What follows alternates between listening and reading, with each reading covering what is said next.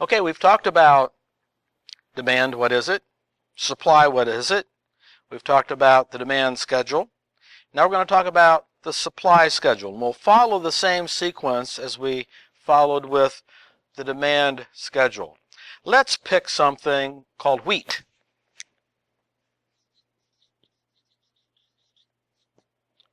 Wheat. Back to our Farmer Jones example of wheat and coal. I'm not a farmer. I'm not into agriculture. I do not know what the price per bushel of wheat is, but I'm just going to pick a number of $10 per bushel just as a frame of reference.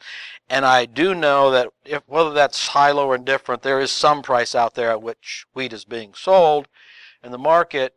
And I do know that they're selling wheat at some price. So there is some number here at which, at $10 a bushel, things are being produced. Now, when the price of wheat goes up, does the quantity supplied go up or does it go down? And when the price of wheat goes down, does the quantity supply go up or does it go down? Now, I've got to pause here a second. When we did this for the demand schedule, most students always get it right because we have a lot of experience at being consumers. We grew up being consumers. We grew up going to the store. We grew up analyzing high prices and low prices and how we're going to navigate our life based upon high and low prices as consumers. Now, consumers think differently than producers. People who supply things think about price differently than people who consume things. Producers and consumers don't think the same way when it comes to price. So when the price goes up, producers like that. That is good. Farmer Jones says, well, last year it was $10 a bushel. This year it's $20 a bushel. I'm back out there making as many bushels as I can. In fact, I'm going to tear down some fence rows so I can grow some more wheat if it goes up to $20 a bushel. So the quantity supply is high at a high price. But if the price of wheat goes down to 9, 8, down to 5, maybe 3 or $2 a bushel, the quantity supplied is low.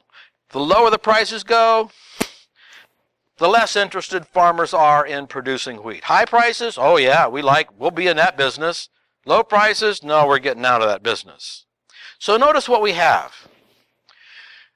We have a direct relationship between price and quantity supplied. I don't have a demand up here anymore. We're talking about the supply schedule, not the demand schedule. So when the price is high, the quantity supplied is high. Producers like high prices. But when the price is low, the quantity supplied is low. I'm not going to be in that business. There's no money in that business.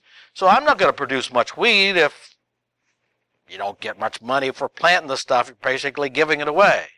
So the quantity supplied is low when the price is low. The quantity supplied is high when the price is high. Now think back to the most academically precise way we could state the law of demand.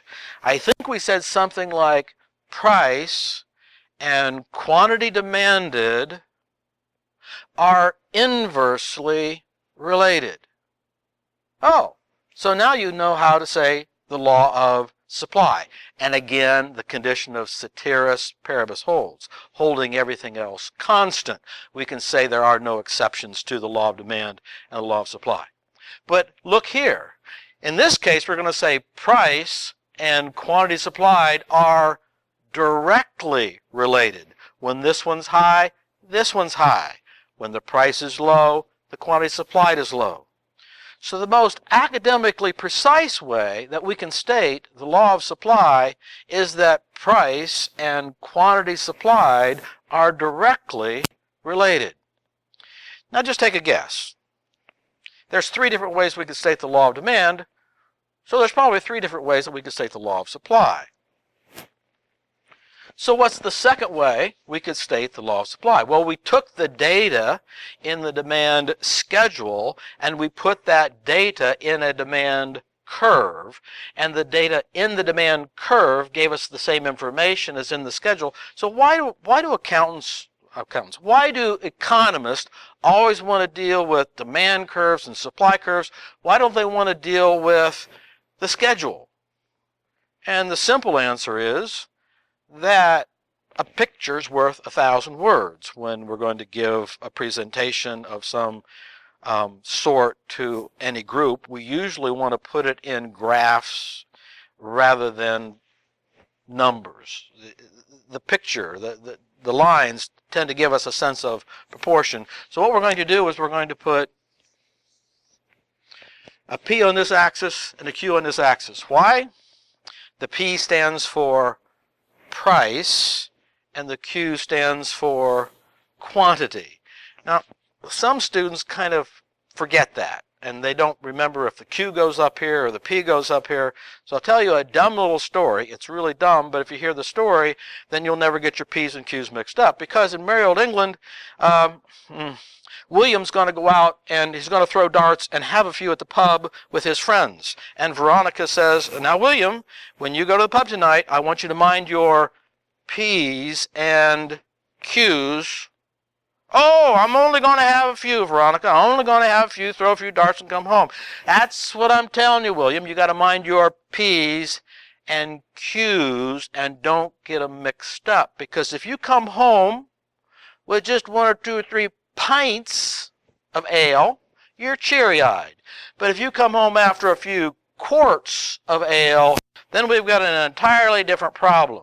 So when you're putting stuff on a shelf, do you put the great big heavy stuff on top, or do you put the lighter stuff on top? Well, we're going to put the lighter pints on the top, quarts on the bottom.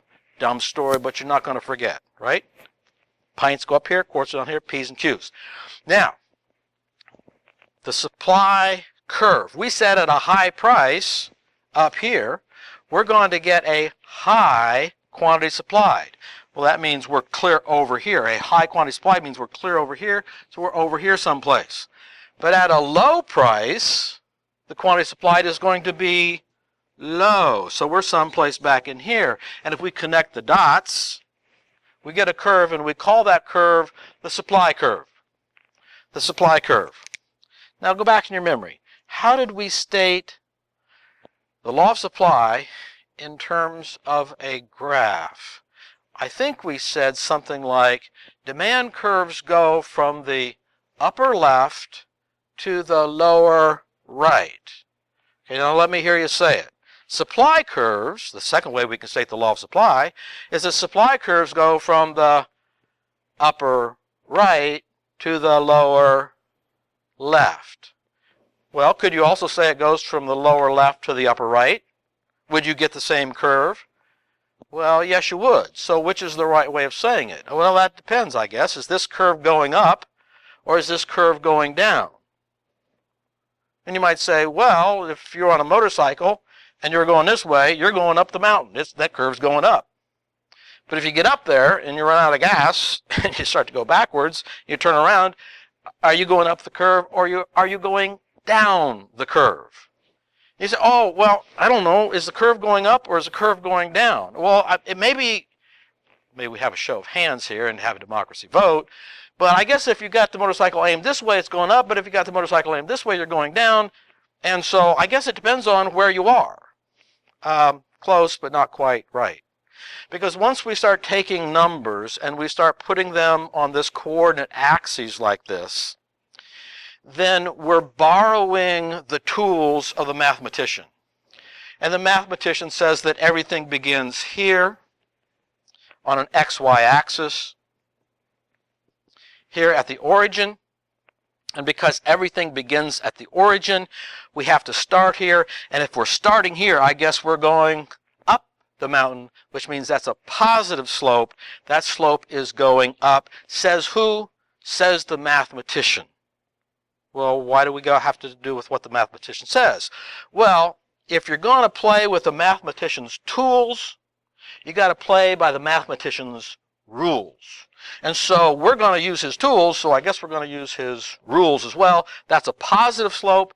Supply curves have a positive slope. Demand curves have a negative slope. So the second way we can state the law of demand is that, and I could state this either way, supply curves go from the lower left to the upper right to be most academically precise. But let's say that we're not interested in academic precision. We don't want to say things in highfalutin language like price and quantity supplied are directly related, because that might not really communicate well to the person on the street. What's the most street level, academically imprecise way of stating the law of supply? Well, let's see. At a high price, producers will produce a lot. But at a low price, they only produce a little. Again, we're staying it at 3 different levels of academic precision, and I'm doing that for a purpose, because being academically precise will be the difference between people really grasping these concepts if they get a little bit more complicated, and it just kind of going over our head. In our next video, we're going to take the demand curve and we're going to put it on top of the supply curve and get some new concepts out of this idea of supply and demand.